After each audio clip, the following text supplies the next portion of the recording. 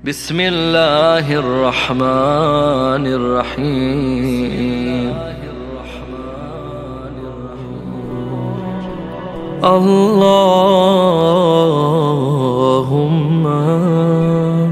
إني أسألك قوة في عبادتك، وتبصرا في كتابك، وفهما في حكمك. اللهم صل على محمد وآل محمد،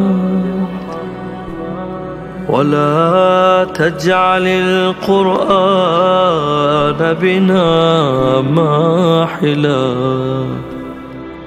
والصراط زائلا، ومحمدا صلى الله عليه وآله وسلم عنا موليا